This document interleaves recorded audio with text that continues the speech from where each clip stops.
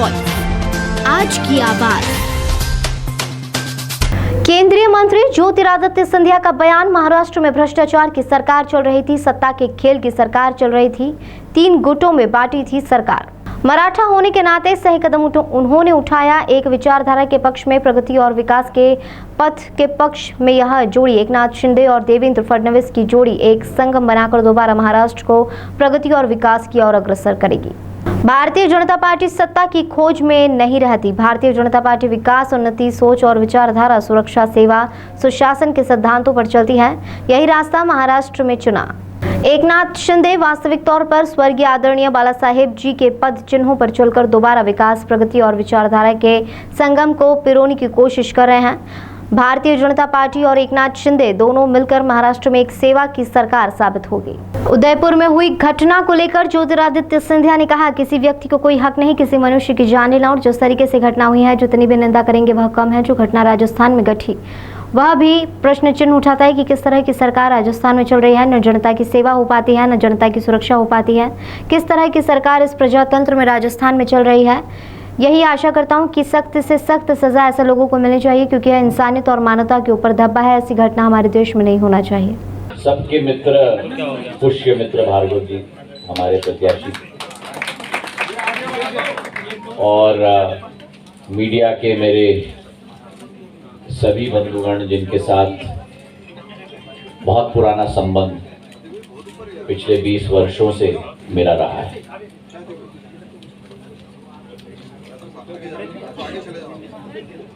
माँ अहिल्या की ऐतिहासिक और सांस्कृतिक नगरी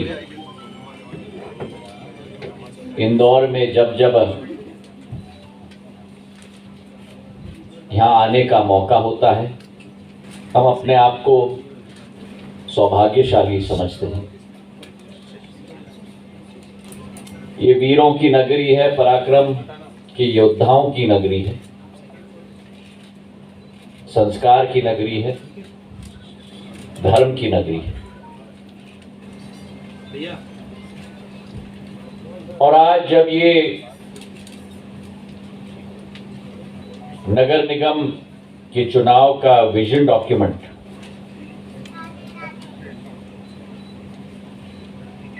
का लोकार्पण हम लोग कर रहे हैं, एक सोच और विचारधारा की,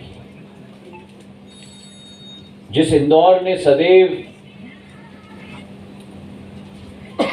मध्य प्रदेश की कहानी में नहीं लेकिन देश के कहानी में एक महत्वपूर्ण स्थान और योगदान आज से नहीं लेकिन कई दशक और कई 100 सालों से रखा है। उस इंदौर की कल्पना जो कल की इंदौर थी, भारतीय जनता पार्टी के कई बार चुनी हुई सरकारों के द्वारा वर्तमान तक क्या सफर रही है, और अपने अतीत और वर्तमान के साथ मिलकर हम कैसे एक भविष्य का इंदौर का निर्माण करने जा रहे हैं। मेरी सोच स्पष्ट है इंदौर के बारे में। इंदौर में वो सारी क्षमताएं हैं जो देश के कोने कोने में केवल नहीं पाई जाती हैं, लेकिन ये अतिशयोक्ति नहीं होगी अगर मैं कहूं कि विश्व के कोने कोने में पाई जाती। इंदौर जैसी एक ऐतिहासिक नगरी, इंदौर जैसी एक सांस्कृतिक नगरी, इंदौर जैसी एक औद्योगिक केंद्र बनने वाली क्षमता की नगरी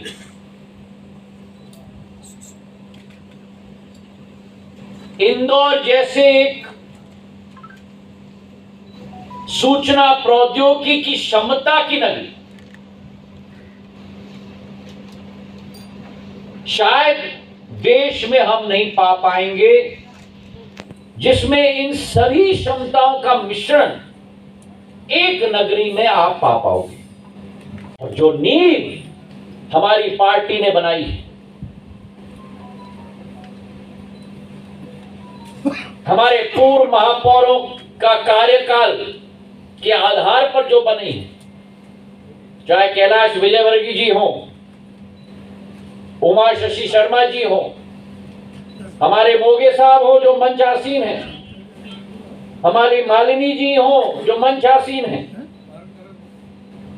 इन कर्मठ योद्धाओं के खून पसीने के आधार पर और मेहनत के आधार पर जो आज नींव बनी है इंदौर की,